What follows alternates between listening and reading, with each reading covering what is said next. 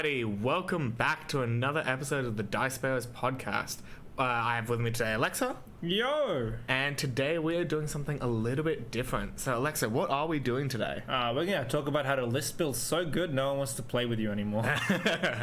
Yes, so if we jump over to our next slide, there's a few things that we're going to be talking about. So picking your theme, the heroes you might want to bring as well, might and the conversation of how much might you bring, as well as a model count and a bow count, as well as understanding your local metas, and when and where to ally, and of course the hot question, how and why do I Legendary Legion? To LL or not to LL, as it were. Yes, exactly. Yeah, I think it's going to be a fun one. Yeah, so our goal here, I guess, is to help you guys be able to come up with your own lists and understand how to make a good list, how to make a competitive list, that kind of deal, and sort of our thought process when we're building our lists. Yeah. It's all well and good for us to give you a list to play, but if if we haven't done an episode, or if you guys are trying to do your own thing that we haven't done, it's going to be a lot easier if we have one simple explanation of sort of the steps to take to make a good list and how to refine it.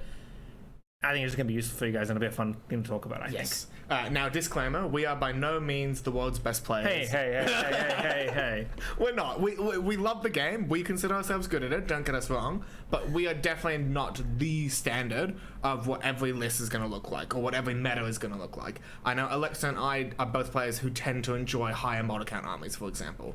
There are some metas where 4 model counts is too many models. Like, that's just a thing. It's something vanquishes, right? There are some armies that just play so different to what we're going to be talking about as kind of overarching themes that some of this information might not be as relevant to you guys. Well, I think the information will still be relevant, just in a different way, right? Like, exactly. We're going to talk about how to pick your theme. Your theme could be something we don't normally play. Like, I think both of us tend to sit around mid-tier heroes with a lot of good troops. Like, yeah, I don't like bringing a hero that costs more than like 160 points. I mean, that's my Thranduil's 160. He could be 190, but I ain't doing it. No, that's too much. I want 3 more elves. Okay, that's a decision I choose to make. Yeah, and how I build my lists. But like the same thing applies no matter what list you're building. Yes, really, I think. And I think the fundamentals are there. It's just whether or not you're transferring them into your current meta as just a straight, this is how they did it, this is how I'll do it, or as a, this is what they were saying, but the meta I currently tend to play a lot of my games in due to a league or tournaments is a bit more like this. So I need to change parts of what they said to better fit me. Just little things to be aware of as we go through this episode. Yeah, but it'll be fun either way. Yes. So let us begin with the first step to building your list. You got to pick a theme, Chris. What's a theme? What does that mean for us? A theme, it's a very weird sentence, say picking a theme for an army, isn't it? It doesn't quite make sense. So we have up on the screen how we kind of look at a theme. It is the core identity of the army. What that means is, I guess, is your army an army that is really themed, is really built around, is the core concept of your army all about cavalry? Is it all about 1 or 2 really cool heroes? Is it a scene from the movies? Is it a really cool, I really wish this would have happened in the movies or the books this way, so I'm going to build a list to kind of represent that? It's a bunch of different things like that. It's picking, I guess, your strengths and identifying your weaknesses to try and mitigate those throughout your gameplay. Yeah, it's the core of your list, and it like I said, it informs what models you bring. Like, I think one of the examples I give later when we talk about heroes is going to be if you bring like a high-cost hero of any kind, that is a core, like a 200-plus hero, Aragorn, Boromir, Gandalf, etc., Bolg, Azog. Yes. They're all going to be your core of your army. Yeah. And you're going to have to build your army differently with them in it than if you didn't have them. Yes. And I think those 3 heroes you just said is the perfect example. You go like Boromir, Captain of the White Tower. You go Aragorn, King Elisar, and someone like Gandalf. Yes, you have 3 different themes for your Gondor army built around these 3 heroes. They're all 200-point models. Was it like properly kitted 215, 240, 240? Something like that. And it's like, if I pick Boromir, Captain of the White Tower, for the big 215 points with the horse, shield, banner, all that sort of stuff, my whole list suddenly is going to look like a Gondor at the end of the Third Age style list. And you're going to need to mix in a lot of Fight 4 to get the most Fight 5 on the table, and you're going to want to play very differently than if you bring Gandalf, where you're going to want to build a list more about being tanky and stalling out the game, giving him time to get kills, probably getting a lot more ranged power, like maybe some bolt throwers or something even. And similarly with Aragorn on the list, you wanting to play that stalling game to let your 3 heroics get more and more and more value throughout the game. Your gameplay is radically altered by the choices you make about how to do list building, is basically kind of what theme loosely talks about. Yeah, and it can be a lot of things. Like, it can be going for a monster mash, like going very monster heavy, like Moria, for example, and then choosing what you're going to do to support that. You know, are you going to bring some wizards? How much are you going to bring goblins? How much are you going to bring monsters, etc., etc.? And like, again, half trolls another example. Are you going to build your list around them being your centerpiece, or are you just going to have a few sprinkled in there in a more standard Harad army? Yeah. Or Far Harad, sorry. I think it's a really hard decision to make about how you build a theme, but I think every good bit of list building you'll ever do in your life will start with the theme you want to do, and then expanding that across the rest of your list. Maybe another way to say it is it's an archetype for your army. Yeah, that's another really good way to say it. Yeah. I think that's the right word. Yeah. Which takes us to the heroes, because you need a hero in your list. Generally, your most expensive hero can be your defining theme. So like we said, a wizard like Saruman or Gandalf, you're going to build a very different Isengard army if you have Saruman as your leader than you will if you have Lurtz as your leader, or if you're bringing like a Dunland Trident list, or if you're going for any Legendary Legions. You have to build your list differently, and you have to plan your game differently as well. And I think that's the other thing, is based on your theme, you have to plan how you're going to play differently. Yes. And I think looking at it in a really, really simple way, you said 160 points was the magic number for you, I think it was. Yeah. For me, I think it's 180, right? If a hero costs more than 180 points, that hero, individually, is your theme. They are the thing that your entire army is built around, because most of the time, unless you're playing something crazy like 1,000 points game plus, that model and the warband in it is going to be about half your army. Like, that is an obscene amount of power, of pressure, of points, of movement, tactics, skill, talent, expression, whatever other words you want to throw into that conversation, in that warband, especially if it's full with models in it. Yeah. For example, Saruman leading 18 Uruks with a couple of them being berserkers, stuff like that. That's going to be 380 points, 400 points, yeah. Suddenly, unless you're playing an 850 point game, that is literally more than 50% of your army. If you have a banner on that list as well, another 25 points. Yeah. If you have blah blah blah blah blah, and the list goes on and on. These heroes that you bring really define how your game gets shaped in such an important way. But that is I think the fun part about it, right? Because there are so many heroes that offer different things into an army.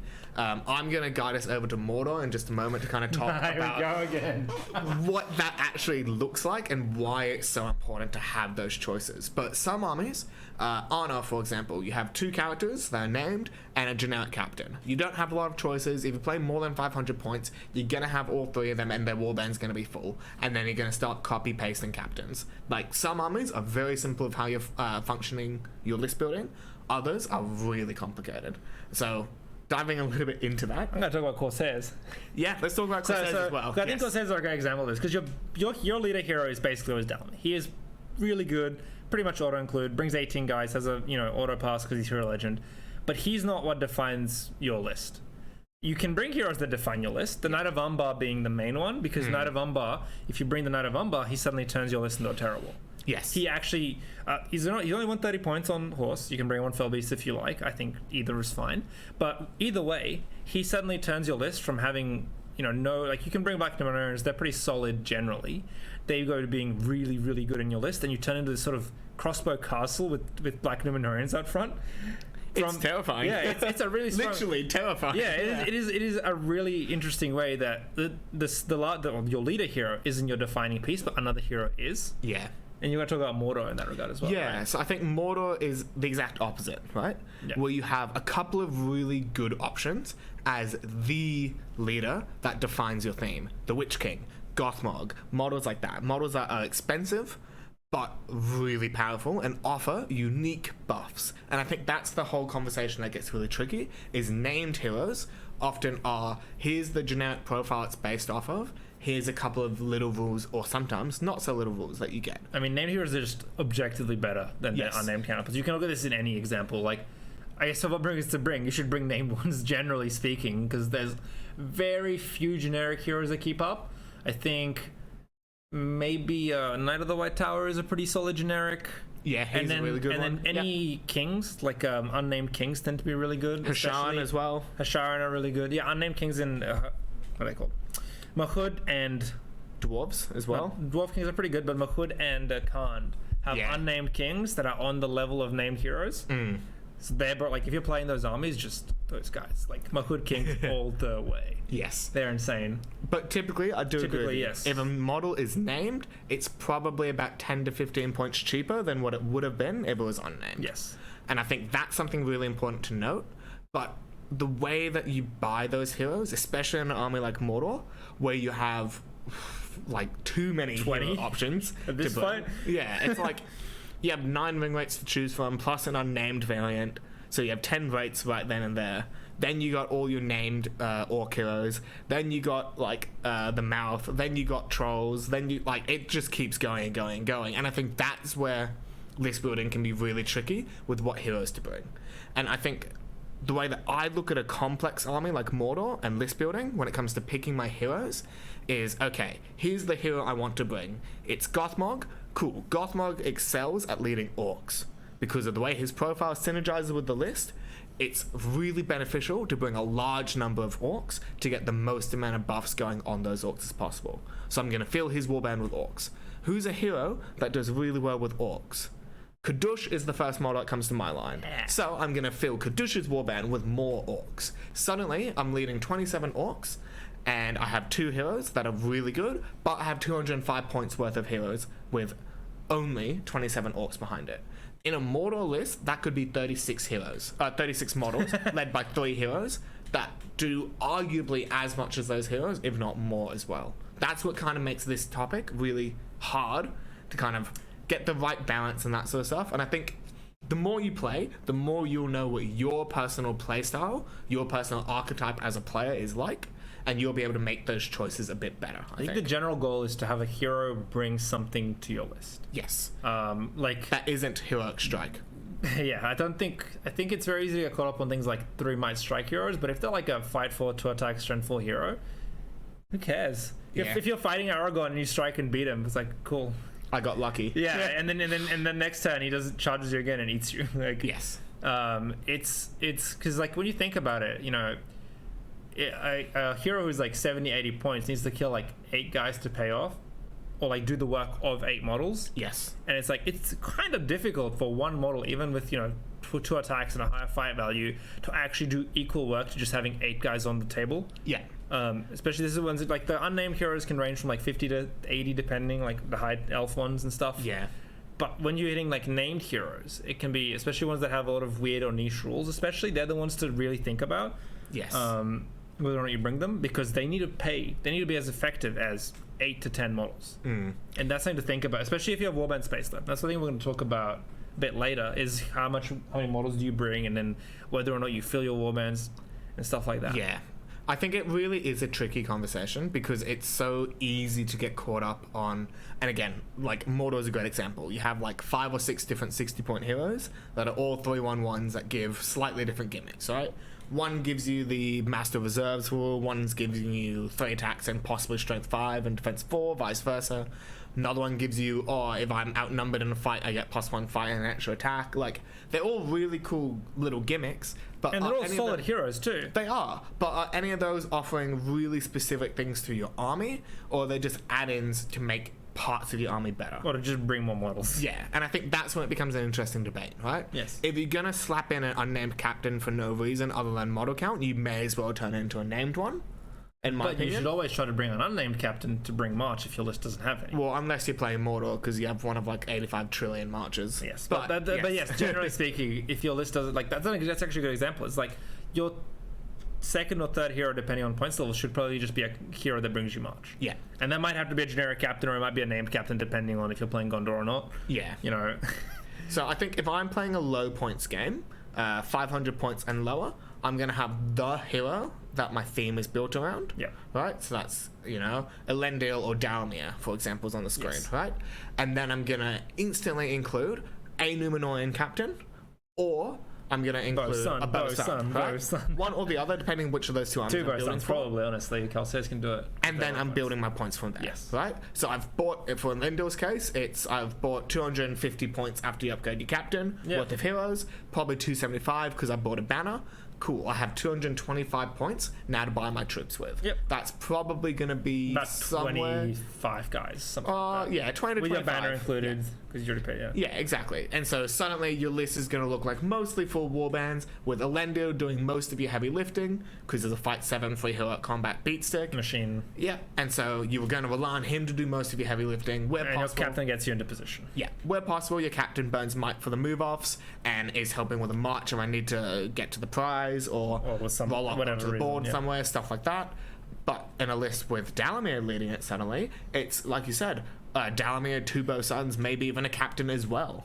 And suddenly you're going And like 40 30 models. plus Corsairs, yeah. Yeah, and that's not... You don't even need a captain for 40 models. That's Dalamir not... is 30. Yeah, literally. Like, it's crazy how many models you can bring. And because you get banners built into your captains... They're bringing some into your list. Exactly. And that's why right? we bring them in. And that's why it's certainly good to bring two of them, because they bring banners on themselves and they make one of your best models in that range, the Reaver, better. And so suddenly... Functional. Not true. Not true at all. You can bring rivers that are both sides, it's true. I'm a big fan of it, especially if you you don't bring a Warhorn as well. I really appreciate that. But anyway, like, there are things that you can do in list building that can mitigate or buff certain parts of your list. And I think those two examples are great examples, where you have your entire list is called Elendil until you get above 600 points, and then you have a list that features Dalamir at anything above 400 points. Yes. And it's a really interesting dynamic trying to find a good balance and what you as a player enjoy. I'd recommend, genuinely, if you have a small group of friends that you enjoy playing with, swap armies with your friends for a game or two. Like, learn their gameplay styles, play on what it feels to play an 80 model horde compared to a 25 all-cav list. Like, learn what that's like, get good at the different mechanics and that sort of stuff of those lists, and when you come back to your own list, you'll find you're a much better player. Alrighty. So, Yes. let's talk about how much might you need in your list.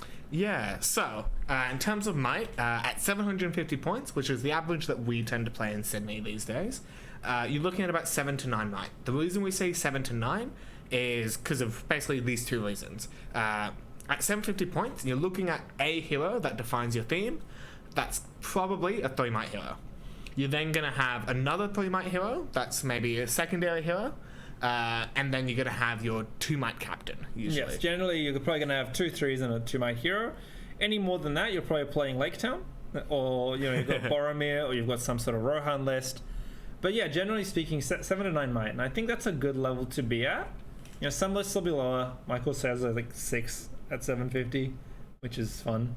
But the thing is, you don't need that much might to function. You just have to change how you play and what you use your might for. Yeah, because obviously when you're playing on such a low might number, you're not going to be able to constantly call move-offs to your opponent. You're just going to have to like learn how to play to give your opponent the move-offs.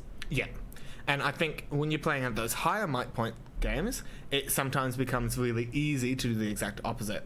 And just kind of go, oh, I'll call a move because I lost priority. Oh, I'll call a move because I lost priority. Oh, I'll call a move because I lost priority. And you just end up wasting all your might. Or even better, Alfred gives a might to a child, and then the child calls the move. But it's a genuine debate where you can sometimes actually keep a really high might pool for later steps into the game where it becomes more and more important, other than our lines are literally facing off with each other and one person gets to move into the other person slightly better. Like, I don't think it's always worth it. Sometimes it very much is, depending on your positioning, don't get me wrong, and depending on the matchup as well. It can be hugely beneficial to go either first or second, and I think going second is something a lot of people sleep on. Yeah, going second is underrated, especially when you're getting, like, if it's like 5-inch apart lines, going second is probably better. Oh, significantly. It's way better. Yeah. You get to set up so many counter angles and do whatever you want. Yes. Once lines are met, generally you probably do want to go first, especially if you have like cav heroes you want to call combats. That's probably the main reason you'd be calling it. Yes. But you just need to sort of think about, like, especially when if you're on the lower end of might. Yeah. Is like, why am I calling this move? What happens if I don't call it? And on the turn before, you need to think, okay, how am I going to prepare for next turn to just get a charge?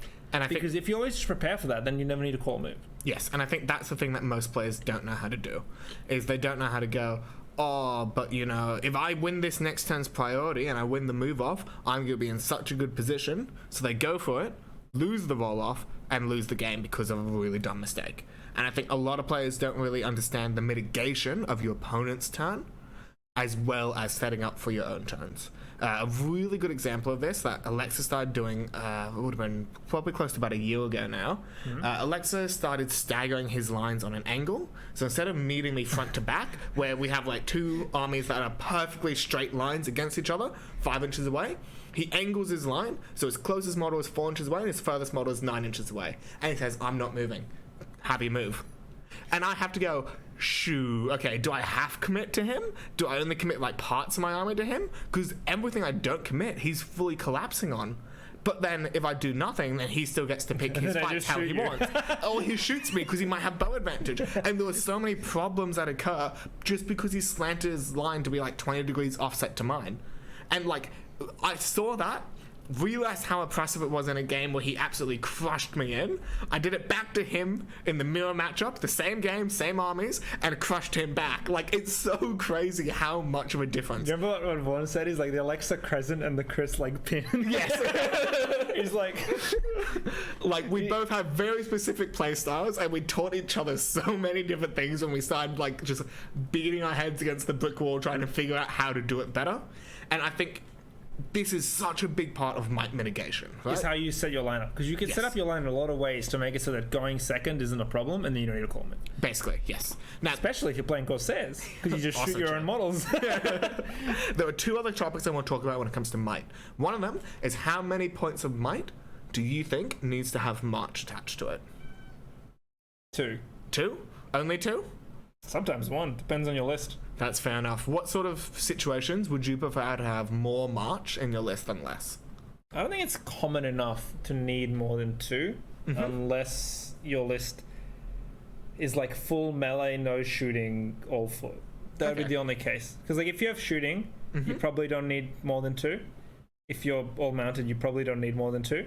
So only like if you're a full commit, like Mordor walk style army with nothing else going on, you could maybe say you need more than 2. But I mean, like sub 650 points, like I've run just one, like a single bow sun, and that's workable. Yeah. You just have to plan for it if you only have one. Because in some games, march doesn't even come up. That's true. I find in about half of my games, the need to march isn't there. And then the games that it comes up, you only really need 2. Sometimes only one. Yeah. So like 2 is probably the most you'll ever need. If you have more, that's great. There was a game I played against the full row on list. We called like 8 marches. We fought and he just ran away and called a march with gambling every time. That sounds perfect. Yeah, like let's kill Thad and through a wall. I love that. And my other big question is, how many points of might do you think need to have strike attached to it? None. None. Okay. I don't think it matters. Tell me more about that. Why I mean, does it's going to happen naturally, but if you just don't fight the heroes that you need to strike again, like if your list is built in a way that you don't need to fight strike offs, you don't need might for strikes. Yeah, but what if I'm playing an orc army and I have, 60 points Zadush who has to run up to someone and call a strike off with a strength 4 base? Just don't fight people. But what if I'm using him to fight other heroes? Don't I have to do that? You don't have to fight his heroes. Why not? Because you don't have to. You can but like his hero is standing right there. What am I going to do to stop that hero fighting? You're going to put one orc into him, and then you're going to shoot that orc. Oh, what? If I put an infantry model into that hero, they have to call a combat off of a 5 or 6 point orc? And is that worth their might point? Is that what you're saying to me? No. Oh, so if I just slow someone down with a 6 point orc roadblock, suddenly, if I'm fighting humans... No, not at all. But I am trying to illustrate. The fact is, I agree with you. I get into a lot of games these days, but I just don't ever strike off with people. I will often have ways of mitigating that. Perhaps I have a heroic defense that I call instead. Perhaps I'm just picking to avoid the enemy heroes because I'm confident that my army can outrace the opponent's army. Maybe maybe I've shot a million bow shots into their hero. They have 1 wound left and they don't want to commit, so I get to have free reign over the front line. There's a million different reasons why you can ignore the amount of strike you have in a list. Obviously, the more models with strike, the better. It just means you have more options to assassinate heroes. Exactly. But you don't need to kill their heroes to win the game a lot of the time. Yeah. I think it also, and again, if you have 80 point heroes and they have a 240 point Aragorn, you don't want to fight them in a strike off because the odds are you're just going to lose. Yes. The odds are never in your favor, strike off or not. Yeah. If anything, the time I use strike the most is when someone runs a hero into me and I strike against them defensively. Yes. Because it's cool. But the thing is, if you're confident in how you're playing, your hero should be able to kill more of their stuff than their hero's killing of yours, or at the worst go equal. Especially, I mean, that's why I like playing with relatively small heroes, is that they don't have to actually do that much. And if I don't have them fight, if I just have them fight troops, the odds of them dying are extremely low. Yeah. Like, I've seen a game where a King LSR was fighting a Corsairs player, and for 6 turns straight, the Corsairs player charged 1 model into Aragon, or an Aragon charge, he charged 2 models, and every single turn for 6 turns straight, they got shot out of combat. And so he had 240 points, who wasn't being hurt, who wasn't being attacked, who wasn't being damaged, nothing bad ever happened to Aragon, but he was just stuck doing nothing for 6 turns straight. Almost as good as when I killed him with a throwing knife. But, like, it's games like that, right? 240 points for Aragon, or you could have paid 90 points for Dalamir. He needs to kill more than 25 Corsairs to make his points back. If you never put a hero into him, he's never paying his points back. Exactly. Unless you're dumb enough to let the game go 25 turns. Well, yeah, let's say he kills 2 a turn even. Even then, yeah, 12 turns. Even right? then, it takes him like 12 plus turns. But if he just kills 2 heroes, you charge them and try to strike off with him, and he just beat you because he's just better. Yes. Then he's suddenly paid 150 points off like in 2 turns. Yeah. Like, if Dalamir goes into him and dies in that turn, 90 points. 90 points down the drain, your 12-inch stand fast and your free stand fast disappears. All in 1 step. And Dalamir, even though he's only 90 points, can probably keep up relatively well on kills. Literally, I think Dalamir is more consistent than Aragon. Rerolls to wound on strength, as long as you're fighting D6. As long as you're fighting D6, yeah, as long as it's a high defense, yeah. I mean, Aragon on charges will do more damage. Aragon, when not charging, will do less. Which you can assume probably 2/3 of the time because of the frame might point charging. But yeah, like, it's going to be hard for Aragon to do, you know, like 150 points more of damage than Dalamir, as long as he's not killing heroes. Exactly. And I think that's why Alexa and I think that Strike is fantastic, especially dealing with static fight value It's really models. good at killing captains and killing high fight troops, because for some reason there's fight 6 troops in the game that you need to strike against. I don't know. Like stuff like that, even trolls. Yeah, even actually monsters is where strike really comes in. Yeah. So I think being able to, and I do this all the time when I play against them, being able to strike combat off of a monster comfortably and have, like, for example, when I'm playing Army of Thor, right? It'll be 3 Grimhammers, it'll be the King, and it'll be Thrain as well. And Thrain is the one that always calls the combat, so that Thor can call the strike, and if he gets the chance to, he can feint later on as well. And you get a really fun strike combat where you can bring down the Mordor Troll comfortably, and depending on your positioning, you can threaten another hero. And suddenly they're wasting their might, either calling a strike, which they know they're not going to hurt one of your 2 defense 8 or 9 respectively models, or they're not calling it and have the chance of being flash killed by one of those 2 heroes as well. Like, it is a scary situation being able to find a static fight value model, striking and combating. And I think that's probably the only times I'll ever strike off with someone, is when I call a strike combat and they call a defensive strike.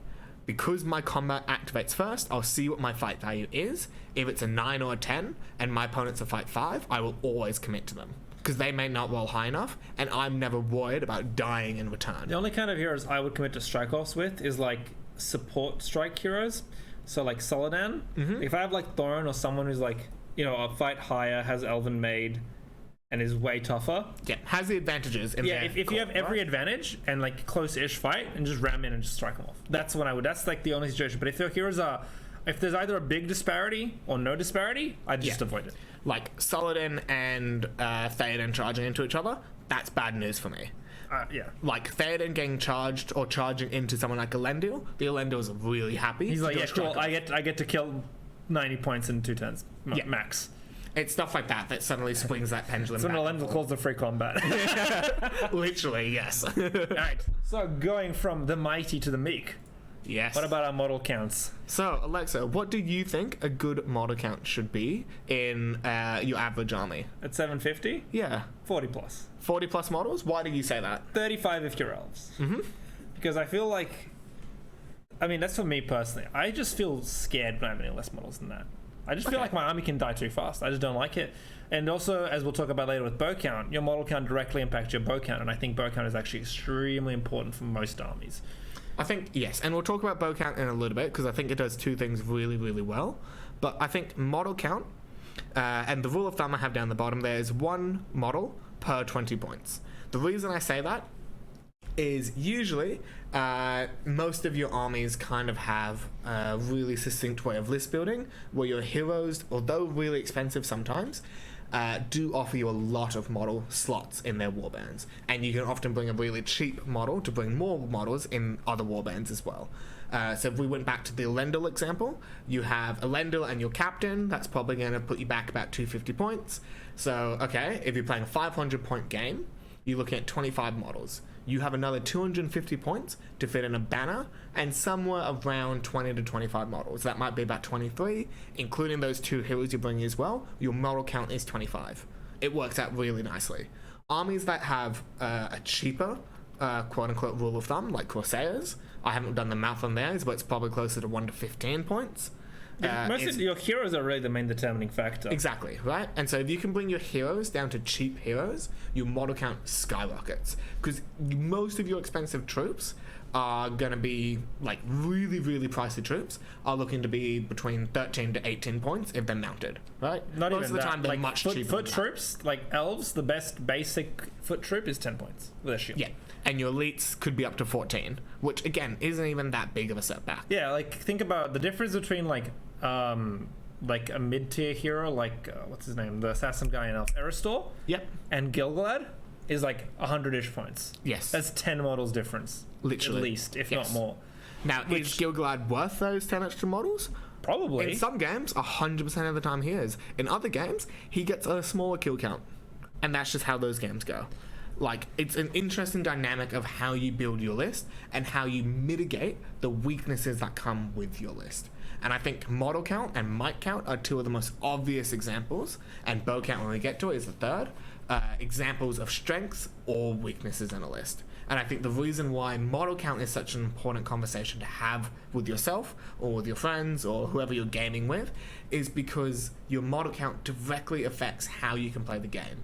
If I'm playing Elendil and I'm stalling out the game so Elendil can get 25 kills, so that I can break the army with Elendil, every other model in my army is playing like Gatekeeper. They're not playing charging, they're not playing damage dealing, they're not playing I want to get in my way of my opponent. I want to fade away from my opponent with Elendil At every most, single they're time. going to block anything that might be a threat to Elendil. Exactly. Or like protect him if he's getting spell casted on. Yeah. But he doesn't care. It's Yes, fine. they're the ones that, you know, dive under the bus when there's a Gothmog nearby, so that Elendil can call that free combat and Instead get of having to strike off. yeah, or play exactly, defensive. stuff like that, right? And like if Gothmog's copying with a free heroic strike because of master battle, free heroic combat instead of with master battle instead of a strike, and you win that roll off, that's when you can make the play to kill that Gothmog straight away. And suddenly all of your strengths become even better because you're playing a defensive army with a single offensive model. And I think your model count, being able to say, you know, I have 25 models in this 500 point list, and I can afford to lose 13 of those models to play Gatekeeper and to play hooky with those models around Elendil for long enough for Elendil to kill those 13 models back. That's what makes the game good and entertaining for you as the player. Yeah. It puts the pressure onto you to play the army right. Conversely, if you're playing a 55 model horde at 500 points, you suddenly have 28 models before you start breaking. Yeah. And if you have ways to mitigate that through a Fury or something like that, you probably don't even care until you lose to close to 35 models. As long as you're trading relatively evenly, even a 3-to-2 ratio, with you being the 3 deaths to their 2 deaths. Yeah, that's the other thing actually to think about is when you look at model count list to list, when you're looking at your opponent, and that also determines how you're going to have to fight and where you're going to choose to fight. Yes, very much. Because larger model count armies are going to want to find the biggest space possible. Small counts are going to want to try and find a choke point, things like that. Yeah. So it also like affects once you get into game in being able to compare yours and theirs. Yeah. And I think the other big thing to talk about with model count is don't get too carried away. What I mean by that is if you're playing Goblin Town and you found a way to bring, you know, 140 models at 1,000 points, is that actually going to do you much benefit compared to bringing 100 models and allying in something bigger? Yes, while I think 40 models is like a really good minimum, at 750 if you're playing on a 4x4, once you're going above 50, you're probably going to start seeing heavy diminishing returns. Yeah. Especially if you're playing on a properly trained up board where like 30-40% of the terrain is blocking your movement. Yes. If you're playing on a board like with solid terrain, once you go 50 plus, if your opponent's smart, they're going to be able to just be like cool and Yes. just use higher quality troops or higher quality heroes to counteract your model count. Or just better As much as I love high model count armies, there is a point where there are diminishing returns. Yeah. And I would say 50 models is kind of that threshold. At 4x4. At 6x4, you can probably go to 60, 70 even.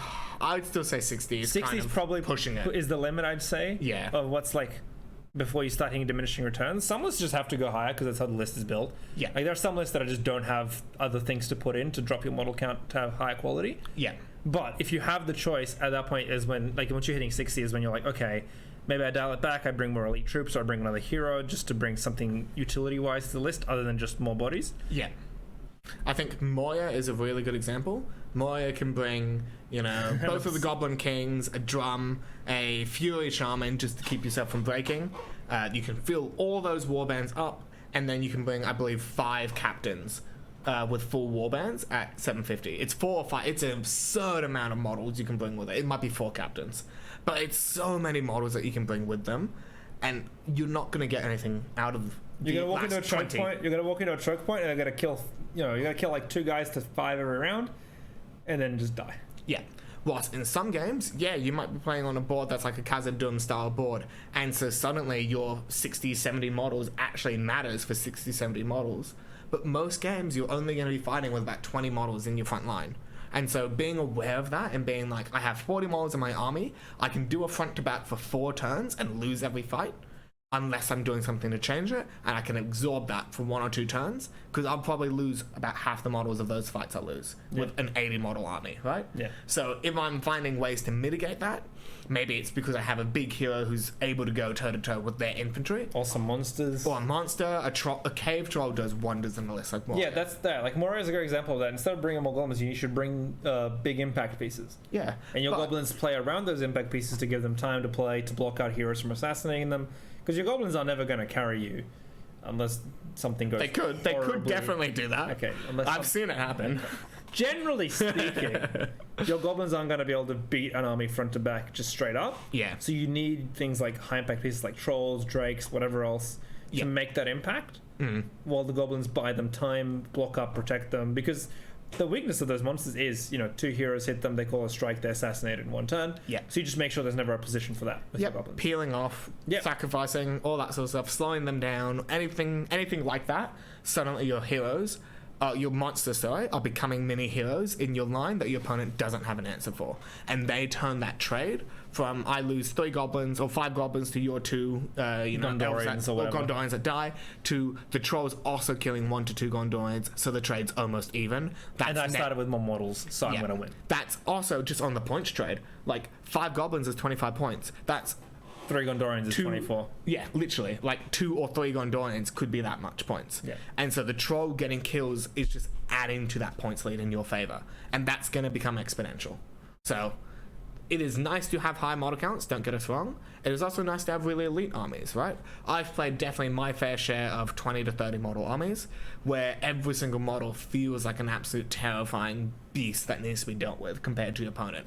I've played a really fun game where I had 15 half trolls on the table, for example, and it was terrifying for my opponent, but I had to pick where I fought really smartly, because those half trolls were only 2 dice models. So with a banner and a spear behind them, they're 4 dice and they're turbo, but with only 2 dice base, if I got out of range of a banner or lost my spear support from a bow shot or someone got behind the half trolls, then I started to feel it really badly. So being aware of the strengths and being aware of the weaknesses makes a huge difference.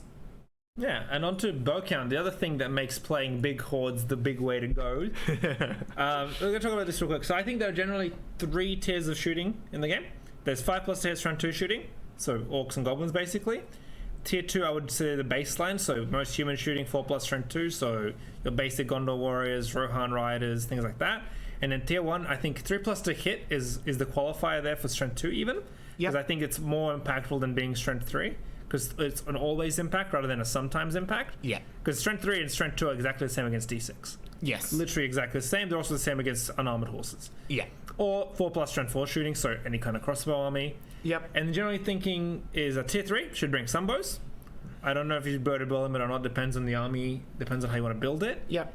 But it's an option, and you should definitely bring at least some. Yes. For reasons we'll talk about. Tier 2, you should just go close to bow limit, if not bow limit. And tier 1, there's like almost no reason you wouldn't be at bow limit with that kind of good shooting. Yes. And there's a few reasons for this. One, let's think about it this way. Let's say you pay 12 points for bows. If you kill 2 Gondorians with shields, that is now 14 points. 16 points, you're right, sorry. So you've already paid off all your points. Yeah. You don't need to get a lot of kills with your bows to actually pay off, because sure, you're paying for the model carrying the bow, but you can just have them fight. You just put a spear on them and they become a spear support, and who cares? Yes. Or even just slap them in the front row. They're functionally identical without the effect of shielding. The cost of bringing a bow beyond that is the opportunity cost of having a shield. You can still bring a shield, but you lose the defense. But I don't think that's that big a deal compared to if you just killed 3 models. It's like that's a higher impact on the game state. And with 12 to 15 plus bows, how you'd have to roll astronomically badly, even against D6, which is higher than baseline. With strength 2 bows at like 4+ to hit, you're killing like on average 2 a turn with 12 shots. Yeah. So if you have 2 turns of shooting, you've killed 4 models, you've more than paid for your bow cost. Yes. And even if that's over the course of, like, most of the time, if you are standing there being able to shoot, you could play smart enough to give yourself 3 turns of shooting in most games. If you're playing a 24-inch deployment up, so if you can deploy right on the halfway line, that might be 1, maybe 2 turns of shooting. Probably 2, and the thing is, the other main advantage, and the reason I think everyone should bring at least some form of shooting, is that if you have shooting advantage, your opponent has to fight you. Yeah. So what I mean by that is, if you have, let's say I have 10 bows and Chris has 5, there is no world in which Chris stands and shoots at me. Yes. Which means that I get to choose exactly where we fight, so that position will be advantageous to me. Yeah. Every single time that the 5 bows just do a straight bow shot trade with the 10 bows, they're going to come out negatively. Yes. Even if I have Elven shooting compared to his 4+ strength 2 bows, I am probably going to lose that trade. Yes, especially if in the ways are factored in, and if those in the ways are D6, it's like it's literally the same. Over. It's just awful. It's awful. Yeah. So every single time I walk into a game with only 5 bows in my list, and my opponent has, I would say, more than about a third of the amount of bows I bring, would be a rough ballpark. Yep. I basically have to commit to walking across the table towards them, and every turn I don't do that is slowing down the game and increasing the amount of bow shots fired at me. Legitimately, walking in a straight line calling march is better than trying to move over 5 turns instead of 3 through cover. Most of the time, you're better off just calling your marches and walking up the table. You just want to get in there, because the more turns you spend walking around, the more likely, like, it's so hard to hide all of your models while still advancing up the table. There's no point. The only thing you should maybe hide is your mounted heroes. That's it. Hide your mounted stuff, but that's going to be able to catch up anyway. I was going to say, put them 6 inches behind your line until your turn out. Yeah. And then walk them into your line, down the middle of your line, and then they're able to charge. They have a 20-inch threat range over 2 turns. You can do that and not have to worry at all about it. Yes. And I think that is the thing that so many people do poorly when I watch people play games, is they, baby around with 3 or 4 6-point or 7-point models sort of thing. They've got him trying to get around corners and that sort of stuff. Theodred's nice and safe. He's fine. He's in the back ranks doing whatever he wants. But they're worrying about their 7-point shield. Just sprint it. Like, there's nothing else you can do. That's just literally. That's the unfortunate reality. This is why I think non-objective missions are always really skewed in terms of who's going to have an advantage. Because if you're playing like to the death and one person is shooting, the other one doesn't, it's dumb. They're sitting in a corner. Why would, there's if you're playing the game optimally, there is literally no reason not to deploy in like the most advantageous defensive position and just go, cool, you have no option but to walk at me. Yeah. And if they don't walk at you, you just advance 3 inches forward every time. Yeah, you just walk into shooting range and then go poo poo, and then they're gonna suck it. It's gonna and just shoot all your bows, even if there's 55 in the ways. Shoot every single bow at the enemy leader, get the 1 point, and say to them, now you have to walk at me, and you walk back to your corner. Yeah. Like, that's how the shooting advantage can be utilized to really skew. It's why it's really abusive and really oppressive, potentially. Yes. And why you should always bring a lot of shooting in your especially if you have that high tier shooting. Just do it. I mean, for the bows and crossbows, so the up-bows and crossbows, it's 2 points each, but that's fine. Yeah. Your models already cost more anyway. It doesn't really. It's not going to make that. Like we talked about in model count, it's not actually going to make that big a difference to your overall model count. And the impact it's going to have on the game is huge. Literally. Like, think about it like this, right? If you pay for 15 crossbows and an Isengard army, that's 3 Urukai instead of 15 crossbow shots a turn. Well, those 3 Urukai actually going to make that up in combat? Probably not. Probably not. No. Probably not. Probably Those not. 15 crossbows. How many models do you think you could kill in 4 turns with 15 crossbows? Alexa? Against D6? Yeah, against D6. It's about 3 kills a turn, so it's about 12 turns. Sorry, Yeah, is 12 it models. 4 turns? Yeah, about 12 models. Yeah, so 12 models. How many points do you reckon a D6 model is usually?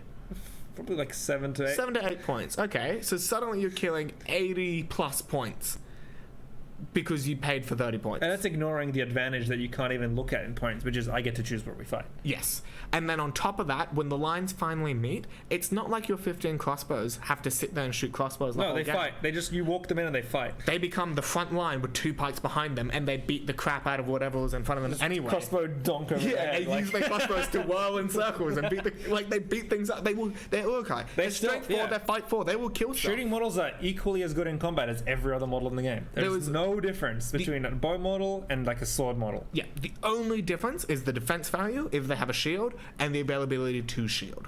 But usually, if you are the person with bow count advantage and force the opponent to walk at you, you often have a turn or 2 of setup to get all of your spears and all that sort of stuff in the right positions to support your archers who become your frontline model. And because you're not shielding anyway, you don't really care about not being able to shield until the later game, and that's when you bring your actual shield models out from your Or even fights. better, if you have spears on your bows, you don't even care. Even that, yes. It's like spear bow models are literally exactly the same in fights as spear models. Like there's literally no difference. There's Yes. no downside until your front breaks.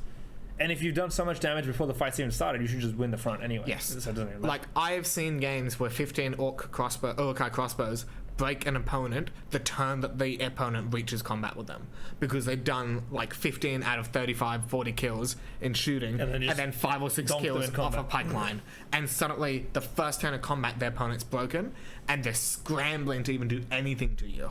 It's so oppressive to watch it happen, and that's why bow count can be forced into such a huge advantage, and why I completely love the tiers that we have here on the screen at the moment, and why it's such a big gap between those 3 tiers, basically. But even in tier 3, like think about it. If you're an orc player playing another orc player, the same rules apply.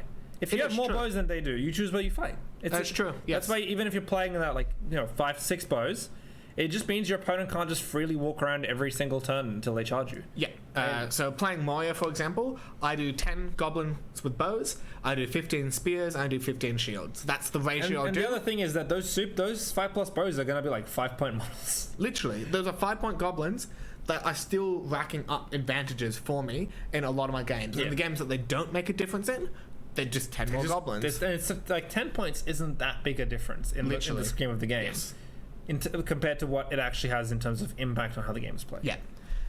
So with that, let's jump into our next big conversation, which is understanding the meta.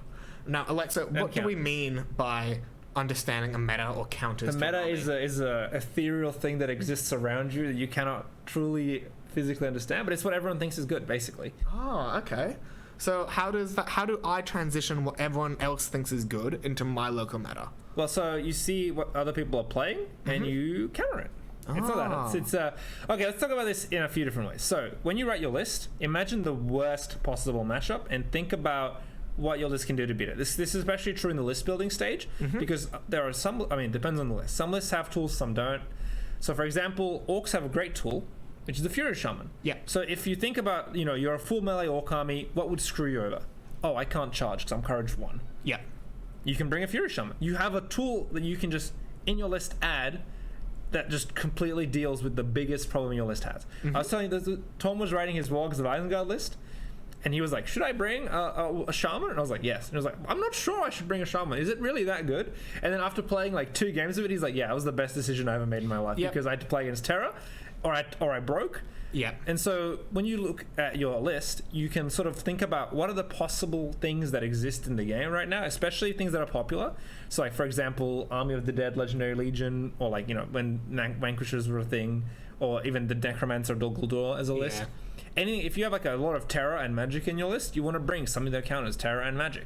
Yes. Or in your meta. If there's big heroes, you might think about bringing a Disable Wizard, like a Ring Wraith. Things like that. And that can obviously vary, like how much you can do that, like depending on where you're playing. If you have a very small community and you're like, okay, I want to build my list and I'm having problems with these things, it's fairly easy to know what are the possibility space. When you go into a tournament is when you sort of want to examine the larger picture of like, what's winning tournaments, what are the highest threats to me, and then think, do I need to figure out a counter and how much does it cost me as well? Some counters are fairly cheap. A Fury Shaman isn't that big a deal.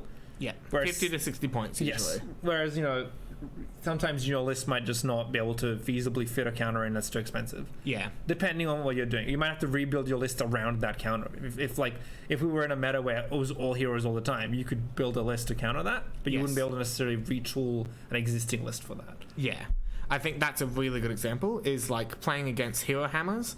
And for example, with a mortal list, right? You might have thrown in a shaman into a list at one point earlier because you really thought you needed that against someone who was running Army of the Dead or Angmar. Yeah, Army of the Dead, Angmar, a Ringwraith mortal, a Ringwraith Black Numenorian list as well, stuff like that, right? But now suddenly there's someone who's running a really strong hero, a King Elisar, for example. Yep. So maybe that Shaman becomes a Ringwraith. Yeah, it becomes an unnamed Ringwraith with 9 will, and 2 might, right?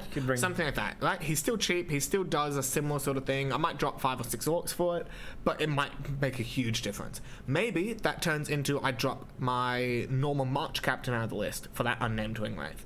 But then you also have other issues that come up with that. That Ringwraith might end up being stuck as your leader, as a hero of Valor now, and other issues like that might come up as well. But it is something to think about and how to actually understand the meta and understand your local scene and what is good in your scene and what you as a player find you struggle the most against. It's also about learning how to understand and refine your list as well. As you play your list, you will find what does well against you and what does badly against you. Yeah. And that's when you can look again at your list and look at the options within it to see, where can you put in more, let's say you're totally crushing everyone's infantry, but heroes are just dumping you. Yeah. How do you, within the context of your list, deal with that? Do you need, you're playing evil, do you need more shooting to shoot your own guys out of combat, or to shoot to threaten horses, things like that? Do you need to bring a wizard? Yeah. Just bring a wizard, obviously. It's so easy. Just bring a Ringwraith. Yes. I think a really good example of exactly that issue was when I was playing Army of Thror. I was playing at 750 points, and I went through, over the course of about 20 to 25 games, I went through 5 different lists, and those lists were all maybe within 5 models of being the same as each other. But each time I changed that list, and I find a little part about it. So initially it went from being a Grimhammer captain to an unnamed captain. That freed up 5 more points to then bring a couple more spears on some models and that sort of stuff, which then changed later to be bringing 1 more Guardian of the King and only 2 more spears, which then changed again because I decided I wanted to bring Balin to the list, which freed up another 45 points because I was swapping out Thorin to Balin, and suddenly my list changed again, and I was adding different things and changed different stuff like that. But that's kind of the core of what you want to be doing with understanding how your meta is working, because each time I did one of those changes, it was, here's the strengths of my army, here's the strengths of my model count, of my hero choice, of my might pool, and all that sort of stuff, and my funky special rules like Balin has. But I'm still losing a lot of games, and in this case, I was losing games to really powerful combat heroes. And the thing I did to change that was change the amount of models with knocked to the ground. So what I was bringing was a lot of Grimhammers, and every single time I hit a hero, I would bash, no matter what, and I'd even two-handed bash some of the time. And every single time I won one of those fights, my opponent freaked out in a way that they would never have freaked out if I just tried to fight them front to back. Because it puts their hero on the ground for next turn, if I call a combat, even if they call a strike up or something like that with one of their heroes, I'm untouchable. Physically, I'm untouchable. Yeah, and if they don't win the move up, they're so scared, yeah. And they're stuck on the ground. Even if they do win the move up, they move 3 inches. Suddenly the dwarves are the quick ones. Like, the whole game changes because you're knocking shit over and doing powerful moves to expensive heroes. Like, bashing a goblin to the ground, you're an idiot. Right? Bashing Groblog to the ground? Now we're getting spicy. Bashing something as big as a troll? Now you're moving mountains. Like, you're the only person who think they'd win that roll. The only person is like, yeah, I'm gonna bash your troll, and they're like, hey, I did it to a dragon, okay? I can do it to anything. But genuinely, like, it's a genuinely scary thing, because every time you get to do that, especially if you then kill the model in 2 turns later, even, because if they stay on the ground for the next turn, they're still on the ground 2 turns later. If they don't win the fight, yeah. 3 turns later, 4 turns later, suddenly that model may as well have been paralyzed out of the game for a couple of turns. Like, it's scary. And Even just losing one turn of making strikes with a hero just sucks. yes, especially if it's in a pivotal turn, especially if we're both getting close to break points, and it's to the death where breaking is worth 5 points. Yeah, you're never going to kill a 3-wound, 3-fate hero with 2 troops, but bashing him to the ground is a big deal. Yes, and you can do that every single time. And so suddenly, my understanding of my local meta became I no longer care about big heroes. And I found another thing that I was really worried about. That thing happened to be called magic, right? And I really struggled for a while to deal with magic until I found an answer for that. And my list evolved every time to deal with a counter. And I think understanding that this Dwarf army it's a D7 line, it's got a whole bunch of fight 4 in it, it's got a lot of strength 4, sometimes 5, it can 2-hand where it needs to, has strong heroes, has reliable heroes, has stalling. But what it doesn't have, okay, here's what it doesn't have. It doesn't have big cap heroes, it doesn't have a lot of movement tricks, and it doesn't have a way to force my opponent to fight me. And it can't beat a bunch of Lake Towns. Yeah. And so suddenly, I now need to change again how I want to build my list into that meta. For a while, that was allying some Dale into the list to bring some much needed shooting and that sort of stuff. And then it changed again, stuff like that. I think that's what makes this whole meta and understanding it and understanding how to evolve a list smartly instead of I'm changing a list because I'm changing my list is a really hard conversation to have, I think. I think with that, you mentioned something that's our next topic, in fact. A great way to evolve your list is to bring another list. So I think allies, especially green, are fantastic. There are a lot of green allies that I look at, I'm like, it's meant to be. I think for me, Lake Town is the best example of this. You've got Erebor Reclaimed, Iron Hills, Thranduil's Halls. All 3 are fantastic allies to bring with them. Yes. They all, like, I've played a super successful Erebor Reclaimed list where you bring Thorin and you go triple heroic combat for free every turn. And I've also had very good success with a Thranduil's Halls Lake Town list, which you just love. How much fun is that one? It's a lot of bow shots. It's a lot of bow shots, and then the Lake Town is a fight 5 and 6. For no apparent reason. Yep. So why do you bring allies? So you bring allies to bring things that your army can't bring. So in this case, with Lake Town, for example, it's you bring, either an additional strong combat hero. You only really have Bard, or your other heroes suck. Mm-hmm. Or you're bringing and you're bringing high defense or higher fight. Yes. Or terror as well, because Thranduil's Halls, lol. The crown makes you terror as well. Yeah. So another good example, I have it here. Serpent Horde. We've talked about it non-stop. You bring Saladin, you bring a 6-inch banner, you bring cheap cav into armies that can't do it. So like Corsairs or Mordor can bring cav, but it's expensive 18 point heavy cav. You also have Warg Riders. You do have Warg Riders, true, but they're not quite as high impact as Serpent Horde cav, or even kiting cav. Yes. They do something they fill a different role than Warg Riders. Yes. They also bring tier 2 shooting units instead of tier 3 shooting units. Yep. And they also bring Fight 4 for cheap. Again, you can bring Fight 4 in Mordor, but it tends to come at a premium. Yep. So again, that's another good reason to bring allies. I think those are generally the main ones. There are obviously other reasons to bring allies. The main one I've seen but never experienced is the quad turbo hero Red Alliance dream team of Aragorn and a guy, Aragorn and a guy, Gil-galad and a guy. Yeah. And those are a fine list. I don't know. I've never played against them, so I can't comment too much on them. I've played against it a few times. I think you've said it perfectly. It's fine. It's functional. It no longer will go comfortably in a tournament. I think it's boring. I don't think it's the best way to play. I think it's just kind of a way to beat up people who can't kill you. Yes. It's a stat check, basically. Yeah, it's it's a skill check, really. Yeah, that more than a stat check. No, because if you find a nice little bunker, it literally is a stat check. Well, how many sixes do I roll? Depends on if you have bows, they can't do that. That's also true, yes. So really, it's a list building check. Did you bring 5 orc bows to shoot them so they can't hide in the corner? Yes. But it's stuff like that, right? There are some armies that allies and the allies matrix makes really, really powerful. I think the Serpent Horde is probably the best green ally I could think of in the game, just because of how much value Saladin on its own brings into the army, and he does that to 3 really powerful armies already, that being Farhad, Corsairs, and Mordor. Lake Town's my one. Bringing a 12-inch banner into other lists. I mean, you have to be a little bit more tactile with it because you need to pay a Lake Towners and other guys. Yes. But once you get a bit of practice, that's not a problem. Yes. Also, Rohan, ironically enough, has so many good ally options that it becomes really good, but Rohan itself is such a complete army roster anyway. Yes. That it makes it almost not worth it some of the time. But Well, regardless, the real problem with bringing allies in Rohan is that you can bring legendary legions in Rohan. yes, which also help a lot. Yes. We'll talk about that soon. But yeah, I think allies are something you really should look at, especially if you're like feeling that there's a hole in your list. You're like, oh, my list doesn't do this. You can just go. And to be honest, going yellow is probably fine. Depending, some lists just don't have important eye bonuses. Just go yellow. Like Literally, Gondor. once you start looking yellow, you can find some really nice combinations across armies. Yes. And I think it's totally fine. I don't think it's that crazy to do. Yeah. I think It really is a question. Sorry, you go. a really good example of what I'm trying to work out right now is how to bring Lothlorien with Numenor as green allies, as yellow allies with each other, right? Because I can bring Haldir, who's a insanely powerful 85-point hero, right? For 85 points, he does a lot. I can bring Rumil, who sometimes can be obscenely powerful as well. I bring a lot of Fight 6 pikes, which are turbo because it's Fight 6 and it's pikes and it's shielding for free.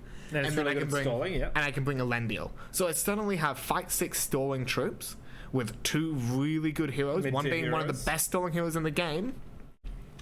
And then I also have Elendil on the list, right? Now, the list is struggling a little bit because I'm struggling to find an easy way to bring March into that list.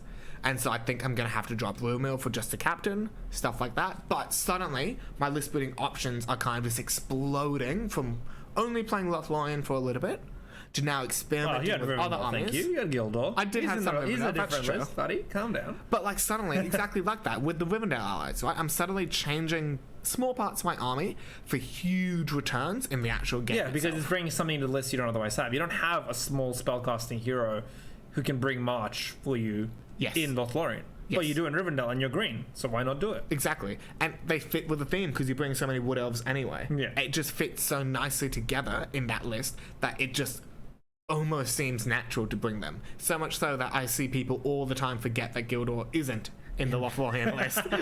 And like stuff like that, right? And I think the exact same issue the exact same perks happen when you look at an army like Fiefdoms with Gondor, right? Yeah. I've seen to amazing success bringing Boromir of the White Tower and Forlong the Fat in the same list. Forlong brings like 14 pikemen or 10 pikemen and some axemen with him. Yeah. And then because they're green, you get reroll ones, you get fainting on every single pike for free.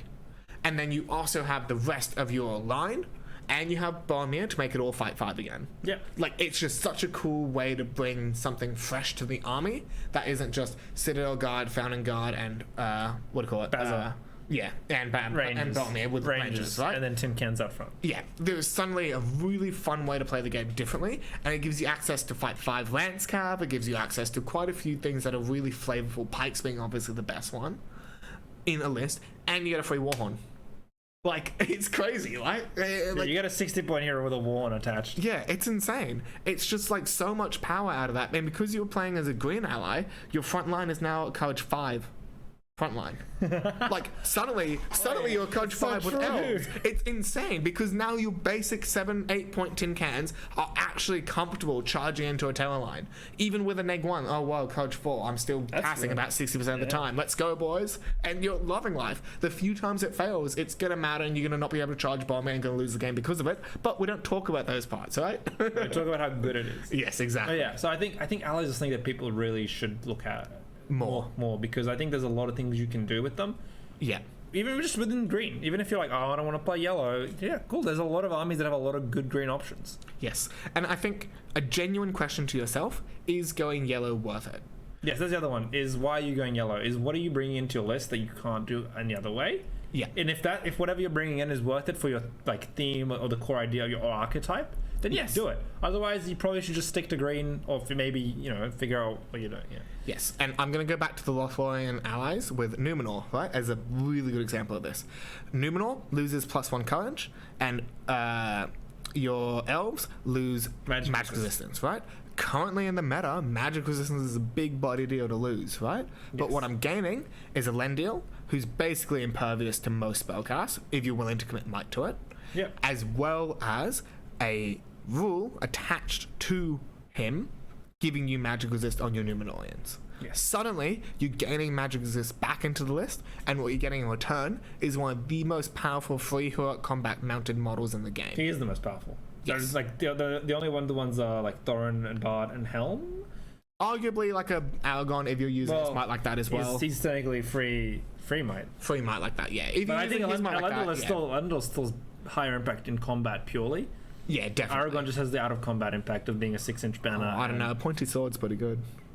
20 sword or strength 5 with +1 is wounding most things on full anyway. Yeah, that's also And in fact, true. he can kill D6 better than Aragon can. Yeah, also true. And so not D6, suddenly D5. things change quite a lot with how my list wants to play, because I have so many stalling tools in it, as well as now magic exists back in the list. He's creating a new archetype because normally the list Lothlorien doesn't build around heroes getting a lot of kills. Correct. I mean, the heroes can get kills, but it's generally the whole list is stalling to slowly kill together. Yeah. Whereas now it's stalling so that the Elendil can rack up a high kill count really quick. Yes, and so you're also doubling down on the stalling elements of Lothlorien, Yeah. which is so integral to how Lothlorien want to play that it feels to me really natural and really fun. And I think that's a really good example of why breaking army bonuses and going yellow can sometimes be beneficial. And in some cases, it can be nothing but beneficial, like in this example. Yeah. Cool. And then the final question, to LL or not to LL? So, some lists, as pictured to the right, there is very little reason not to bring some sort of LL. Yes. Generally, Which Theoden do I bring today? which edition of Theoden do you want to bring? It's basically going your theme and just saying we're going fully committed to this and I can't bring anything else. Yeah. That's most of the good LLs are the ones that are fully committed to a theme. Ones that aren't fully committed tend to just not have enough strong buffs, I find. Yeah. And then the question you have to ask yourself is, what are you losing access to and are the buffs worth it? Yeah. Generally, it's a trade-off on versatility versus pure raw power. Yeah. So, Riders of Theoden just all on horse. You can't bring anything on foot at all, but you get a big buff for one turn. Yeah. And that buff, the cool thing about that Legendary Legion is it's explicitly a buff as long as you're mounted. Yes, a full mounted list is purely better than on Legendary Legion dry hunt list. Yeah. Because you get death for free and keep every other restriction except for Outriders in your list. Yeah. And then other lists, like, for example, Scouts, you just get 40 points for free, basically, but you can only bring Scouts. Yeah. That's your trade-off there. Yeah. And then the question is the upside of those 40 free points better than having access to, Saruman, more heroes, crossbows, whatever else? Yeah. Well, I mean, the cool thing as well with those lists is, like, the Lurtzer Scouts work so well at lower points, and once you step up to higher points, you can bring the Mahers with the 2 Orc heroes as well, and it also works really well there, right? And I think picking... Uglugs. Oh, it is Uglugs, not Maher Scouts, you're right. It may as well be Maher Scouts, let's be honest. But, like, the amount of power you get for doing those 2 Legendary Legions with the collection of models you get access to, like, it feels idiotic not to bring that army. But then you look at the Legendary Legion, like an army without the Legendary Legion, and the amount of extra stuff you can bring, suddenly it makes a lot more sense why those are so good. It's because you're so shoehorned into being such low defense models with only one way of playing, which is get angry, get in their face. Yeah, you're giving up D6, you're giving up crossbows, you're giving up Saruman, Grima, Pikes, Lurtz as well in the Uglugs list. And it forces you to bring Uglugs list orcs. gains 40 points, sure, but you also lose access to any hero across more than 65. Yes, which means if you're versing someone who's a 160 point model or higher, one of those big turbo ones that entire themes are built around, they're going to eat your troops and they're going to eat your heroes. You don't have an answer to it. Like, what are you going to do if, like, Gilgalad taps into Ugluk? Even is worse, Ugluk going to try and strike off with him? I actually think the worst ones for those lists are the mid tiers, the 125s, who straight up outclass Uglug and all your other heroes, and you don't want to actually fight them because they can just one-shot you because they're mounted. Yeah. And because they're not super expensive, it doesn't actually take that many kills for them to pay their points. Yes. And it's not hard to kill D5 or Scouts. Yes. Those are the actual, like, the Gilgalads and stuff are going to be overkill, whereas the mid-tier ones are really going to, like, threaten you. But either way, you've got a big downside where if you had Lurtz, like a mid-tier hero, Lurtz can just take them.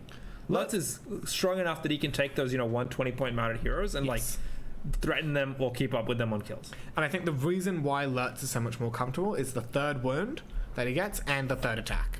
Right? Those 2 things is what turns him from an okay mid-tier hero to probably the best, one of the better mid-tier heroes in the game. Better sub-100s. Yeah. You're also losing Rasku for some reason. Because even though he says he's a scout, he's not near the scout thing. Yeah. Confound Suck it. God, because we can't have crossbows and scouts, not even one. Yeah. I don't even think he'd be that good in that list, but still, it's just weird. Yeah. What are some of the Legendary Legions that you think is a really big decision as to whether you go Legendary Legion or not? Well, I think any of the Isengard ones, you give up a lot. I think I don't look at Legendary Legions draft. That's the problem. I don't really play any Legendary Legion lists. I mean, if you're playing the Faharad, no, the Serpent Horde Legendary Legion. Yep. It's a big commitment. It's a big commitment because you have to bring a Mumark really if you're playing that list. Yep. So you're committing yourself to bringing a Mumark. Yeah. What other Legendary Legions are there? There's quite a few out there. I think the Goth Mogs Legion is another really good example. All the Mordor ones, actually, you're right. All the Mordor ones give up a lot of different versatility to get whatever thing they do. Yeah. You lose access to like 75% of your army roster and another like million different models in all of your 55 trillion green allies. But boy, oh boy, 12 inches of +1 to wound against men is a big benefit to get. Until you fight 3 games of elves. Yeah, until you go to a tournament and play elves, dwarves, orcs. There you go. That'll be around matchups, right? But even then, like, the access of what Gothmog can do for a legion like that is still good. Like, obviously the +1 to wound against men is the biggest part about it. But he also gets the full map-wide turn of... A board-wide, like, if you can connect with 40-odd orcs, including your spear sports, in one turn, and call that in the first turn of combat, it doesn't really matter how many of those fights you win, because every fight you win, you've doubled your output. Yeah. And that's going to actually snowball the game for you. And the earlier you can do a benefiting thing like that, same with something like Death, if you can call that early and then sprinkle your might out towards the tail end after you've done that big 15 kill turn, that's when it's going to matter, right? Is doing those big explosive things with the Freetha stuff that you get in the Legion, and then slowing things down later in the game when you still have your natural resources left. Yep. I think the Necromancer Legion is a choice. Obviously, going full hero on it. I mean, if you're going full hero, you're going the Legion, but choosing to go full hero is a big choice. Yeah, that's true. Yep. Because you're losing access to a lot of really good troops. I actually think the Azog one as well is another one that's an interesting choice. Yes, Master Battle better than free hero combat. So that's the real question, hey? Well, not just that, but you're also losing access to a bunch of different troops and heroes that are powerful. Yeah. You're losing access to the bringing Hunters and Legion trick. True. So you can't bring 4+ shoot orcs. Also very true, yes. So that's another one that has a lot of trade-offs, as strong as it is. Yeah. And it is strong. Yes. Free hero combats are really good. Yeah, and I think looking at a Legendary Legion, you kind of have to basically figure out for yourself whether you think that those benefits outweigh the drawbacks. I think for some players, it's very easy to agree Riders of Theoden is just one of the most obvious Legendary Legions to take in the game. I think a lot of people will agree on me that if you want to play mounted Rohan, that is the Legion you play.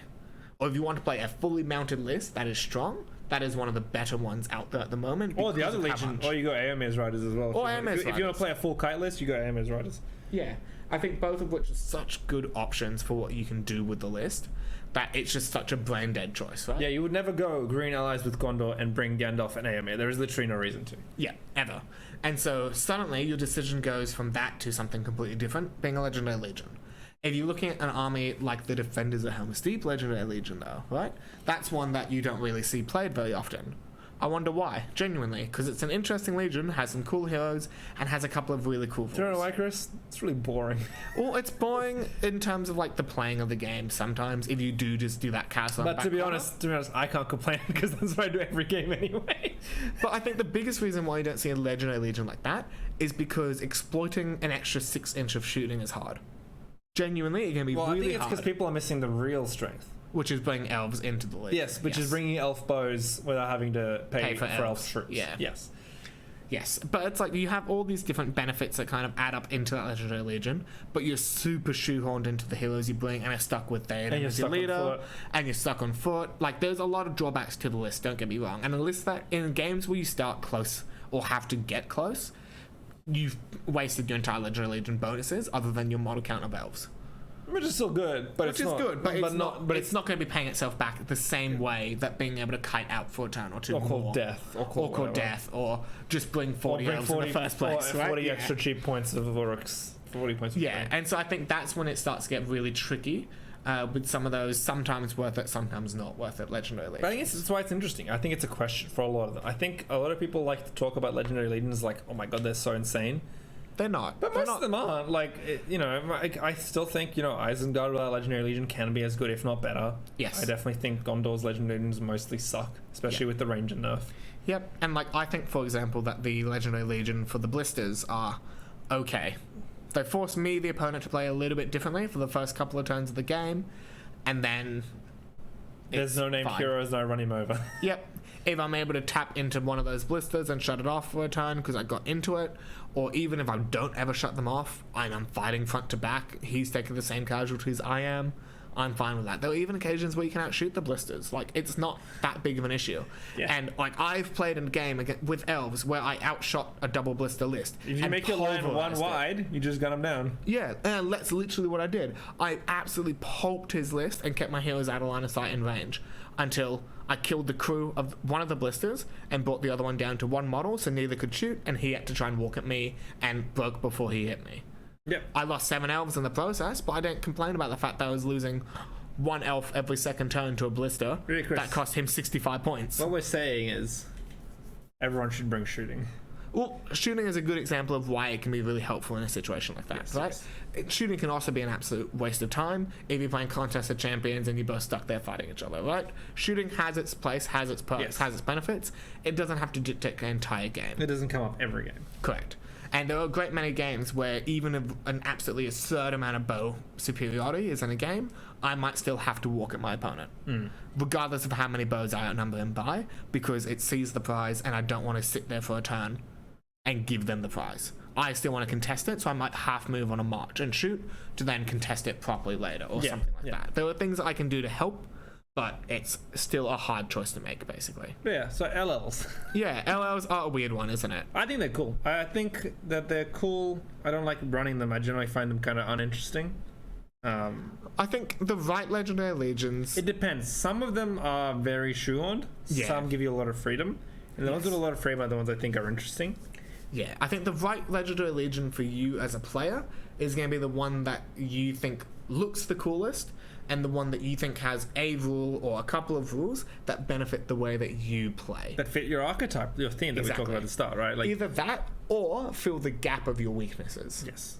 So, for example, a army like Pass the Duodine, right? Very, very rarely seen, but if you know that there's a lot of terrain that really stuffs you up, or your Tom people Draw. or your Tom Draw, or there are people that play a lot of I'm going to use my woodland creature to fire and fade and stuff like that. If there's stuff that you know is an issue, either at a tournament you're going to, in the community you play in, whatever that is, suddenly that Pass to the Duodine becomes more and more appealing the longer you look at it. And I think it's not as often seen, Legendary Legions, that can sometimes be really powerful. So... Yeah. And with that, I think that's it. We're done. Wrapping up. Final thoughts, Chris? Yeah. So list building. Hey, it's a tricky one, isn't it? Is there any kind of like overall game plan that you look at when you look at a list building time? Why will I win? Why will I win? I generally, to be honest, I tend to look and try to find things that are, I think I've talked about this, things that are unfair. Lists that will win tournaments or win events or win everything have something that is inherently unfair about them. Could you give us an example? Sure. Being fight 6 all the time. Being fight 6 with +1 to wound in Thranduil's Hall with a Terror Wall. Yeah. Having a 12-inch banner and then allying in fight 5 and fight 6. Yeah. That's unfair. Definitely. Like, yes. If you can, let's talk fair. Fair is like a line of Gondorians and a line of Orcs fighting each other with no real buffs or anything going on. And just captains. That's a fair fight. They're equally pointed for the right place. The Gondorians are slightly cheaper, but they have higher courage. That's a fair fight. And then as you deviate further and further from that as your baseline, you can get more and more unfair. Yeah. So bringing, 6 12-inch banners, bringing +1/+2 fight compared to that baseline, the more you can push that, the more unfair you are. Or, calling free heroic combats, getting free moves. Those are all things that are unfair in some way. Yep. And generally all the top lists, like all the best heroes in the game, have something that's unfair. Boromir's banner is unfair. Because if you compare it to the baseline of a 25.3-inch banner, it's just insane. Yes, and it's only 15 more points. Yeah, so when you're looking for things, if you're trying to list build a really strong list, you're looking for things that are way above that baseline in some way, and then building around those. Yes, and I think finding something like that is really, really, really easy to do if you understand the type of list that you're trying to find it for. For example, when I play Haradrim, when I play my Serpent Horde army, right? I go, I want something that hits like an absolute truck. Ooh, la-di-da-di-da, I have half trolls around the corner. Hey, I want to play something skirmishy. I want to play something that's, can still hit really hard, but can also play that drawn-out, long skirmishy game. Well, if I bring an all-cabs list, and I can bring a model that gives me full rerolls to wound on anything poison, suddenly I can play the skirmish and the charging game really dang well. If I want to play an army that just leverages bow count, I can go all foot, 55, 60 model army. If I want to bring something cool and fun that utilizes some Terra stuff as well, but I don't want to pay for half draws, I can bring some Numenorians and Dalamir, or I can even do that with an Unnamed Wraith from Mordor. There's so many cool things I can do, and bringing that baseline of Saladin and a full warband, because he's only 115 points for a 6-inch banner and a 12-inch standfast. That's unfair. Suddenly, that's such an unfair thing that he brings to the table, because he is pointed as a 100-point hero who gets a free banner that's 6 inches.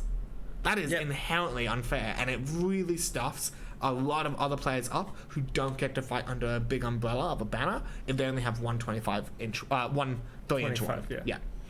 It's stuff like that, right? Because you're doubling the size of your banner compared to theirs, which means half of their fights aren't going to be under the same umbrella of power that yours is. To be fair, most lists have something unfair in this way. Yes. There was very few armies I can think of. In fact, I couldn't think of a single army off the top of my head that doesn't fight unfair in some way.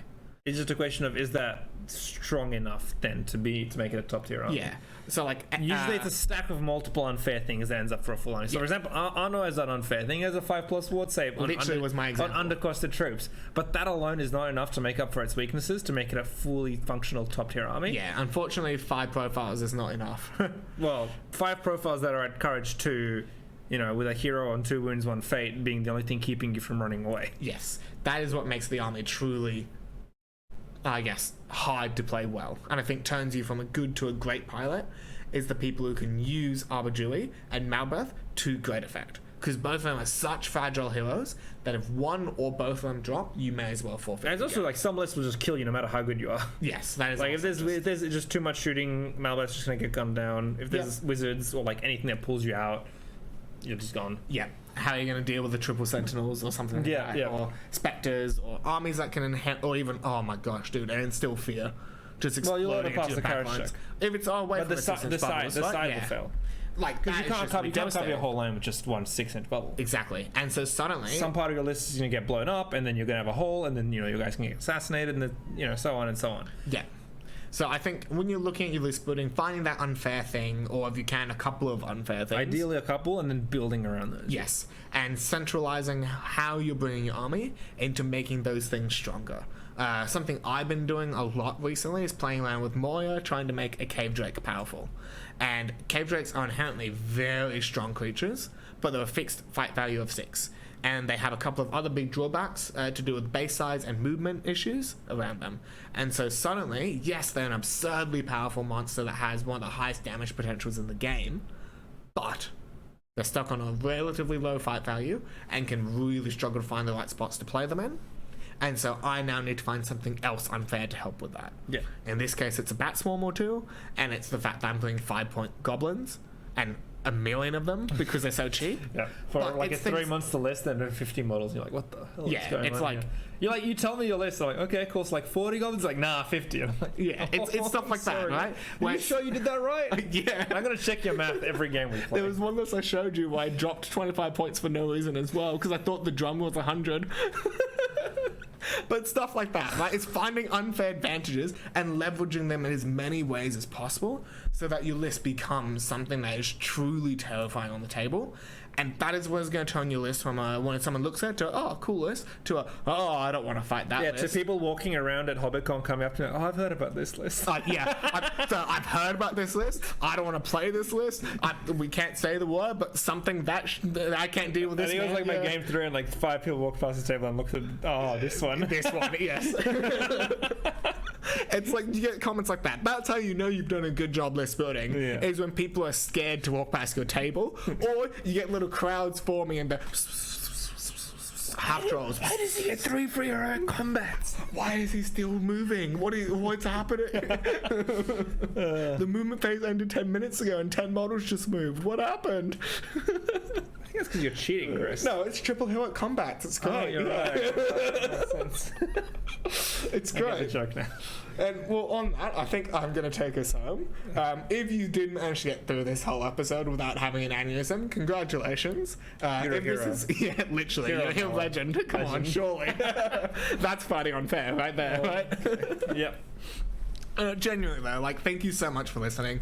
It's something we do for fun. It's not something that I think we're trying to make a profit out of, and it's stuff that seeing views and likes and comments is stuff that we kind of gauge interest for. That's going to be what really drives how often and how in depth we dive with these sort of videos, whether that be an armor review, whether it be something a bit different like today's was, stuff like that. So if this is content that you like and want to see more of, that's what giving a like and a subscription and all that sort of stuff will actually do for us. If you like this different content that's not like the general armor series, let us know. Let us know what kind of other stuff you'd like us to talk about, because I would like to do more of this. This is fun. Yes, genuinely, as you can probably tell from our rants, this is something that we're both really passionate about. So we would love to keep doing this sort of stuff and wasting all of our time, both editing and viewing, right? Yeah. So, yeah, with that, have a lovely day.